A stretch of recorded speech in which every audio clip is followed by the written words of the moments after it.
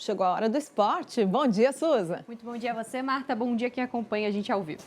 Bom, a gente começa com uma cena lamentável, né? Mais uma cena triste no esporte catarinense. Eu acho que esse é o resumo, né? Uma cena lamentável durante a partida entre Brusque e Chapecoense. Um torcedor que fez ali alusão àquele acidente, Marta, que envolveu a delegação da Chapecoense lá em 2016 e agora o caso vai ser investigado. A gente começa com esse destaque, vamos lá? Por favor.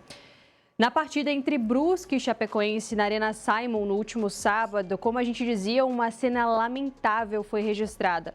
Um torcedor do Brusque foi filmado fazendo gestos que simulam um avião caindo. A cena faz alusão ao acidente envolvendo a equipe da Chapecoense lá em 2016. Agora a Polícia Civil deve investigar esse caso e a gente vai entender melhor o que aconteceu. Vamos ver.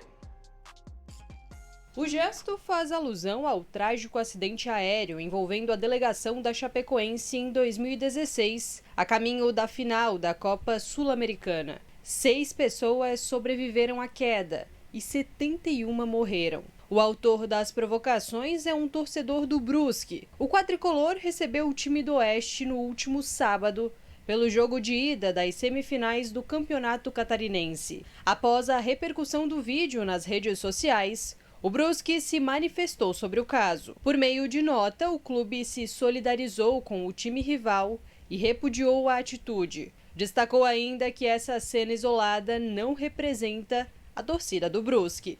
Procurada, a Chapecoense não quis se manifestar. Ao portal ND+, também por meio de nota, a Federação Catarinense de Futebol lamentou o ocorrido e afirmou que essa ação não pode ser tolerada. A equipe do Brusque informou ainda que tenta identificar o homem junto à polícia, mas até o momento não se tem informações a respeito da identidade dele. Também não se sabe ao certo que tipo de providências serão tomadas a respeito. Um boletim de ocorrência foi registrado e a Polícia Civil também deve investigar o caso. Apurações preliminares estão sendo feitas para uma possível instauração de procedimento formal, quando será decidido a tipificação criminal. O delegado responsável pela primeira delegacia de Brusque destaca que esse processo é necessário para concluir se o gesto flagrado é crime ou não. Ainda não se sabe ao certo que providências serão tomadas, mas a gente espera que esse tipo de atitude não passe impune e atitudes que extrapolam as entrelinhas do futebol. E claro, a gente segue acompanhando esse caso também. E o Campeonato Catarinense ainda segue para o Joinville, mas os problemas internos são os grandes protagonistas nesse momento do clube. Inclusive, um processo disciplinar foi aprovado pelo Conselho Deliberativo do JEC. Vamos entender. O Joinville Esporte Clube enfrenta mais um momento decisivo em sua história. O Conselho Deliberativo aprovou a abertura de um processo disciplinar contra a diretoria executiva. Na prática, a medida pode levar ao impeachment da atual gestão. A votação terminou com 21 votos favoráveis e 13 contrários, oficializando o início da apuração em um dos períodos mais delicados da história recente do clube. A partir de agora, passa a valer o rito previsto no Estatuto. Um relator será designado para conduzir o caso, com análise de documentos e provas, enquanto a diretoria terá assegurado o direito à ampla defesa. Concluída essa etapa, o Conselho realizará novo julgamento, que poderá ou não resultar na destituição do mandato. Mesmo que a perda do cargo seja aprovada, ainda há possibilidade de recurso à Assembleia Geral. Nessa situação, o presidente do Conselho terá até 60 dias para convocar os sócios responsáveis pela decisão final. O pedido de investigação foi protocolado em 25 de janeiro por 8 conselheiros. A denúncia aponta uma crise institucional, esportiva e financeira. O clube está em recuperação judicial e, segundo o documento, teria acumulado novos passivos trabalhistas, incluindo atrasos no FGTS e dívidas que ultrapassam R$ 890 mil. O JEC que vive uma situação complicada dentro e fora de campo, inclusive está ali na luta pela permanência no Campeonato Catarinense com apenas 3 pontos na classificação do Quadrangular da Morte. A gente segue acompanhando essas situações também dentro e fora de campo.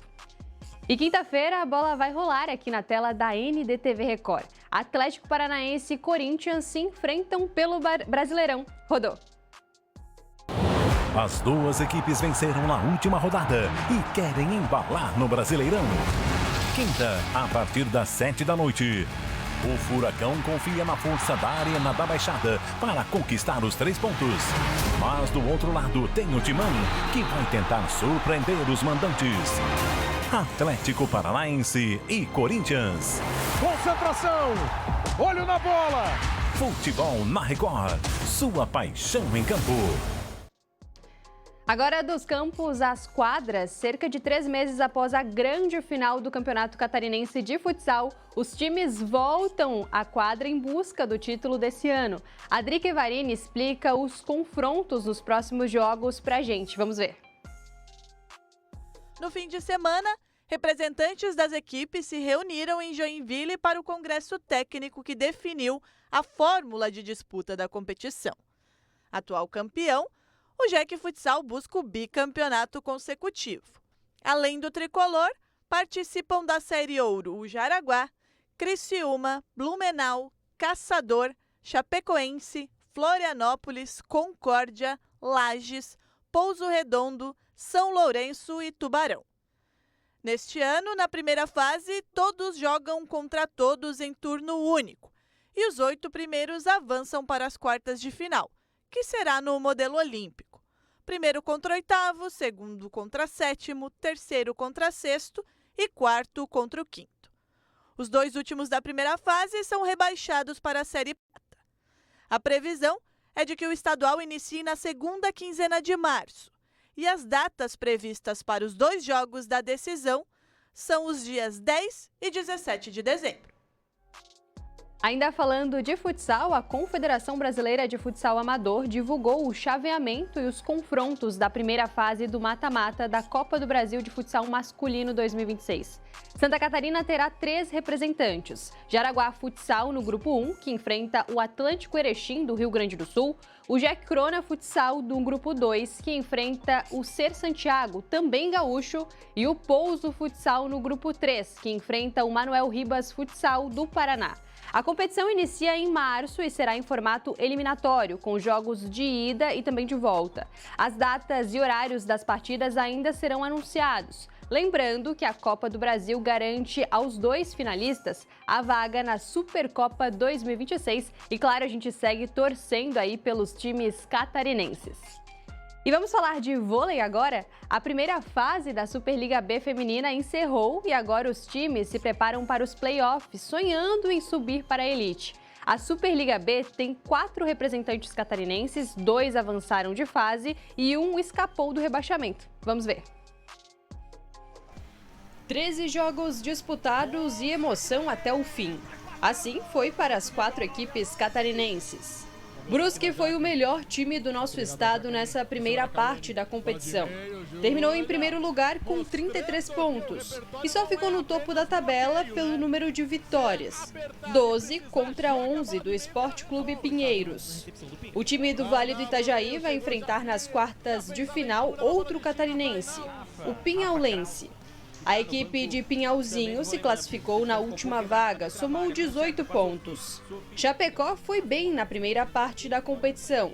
Terminou em sexto com 24 pontos e agora encara o São Caetano, que ficou em terceiro.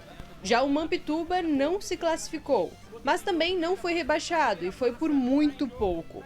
O time de Criciúma ficou empatado em pontos com a Ascad de Brasília e só se manteve na Superliga B por causa do número de vitórias. É bacana, Marta, essa diversidade de modalidades, vôlei, futsal e Santa Catarina se destacando, inclusive nacionalmente. Temos as polêmicas do futebol que a gente também segue acompanhando aqui no Esporte. E por hoje é isso. Muito bem. Susan Rodrigues e o Esporte aqui no SC no ar. A gente espera amanhã, Susan. Até amanhã. Até amanhã, quarta-feira de cinzas.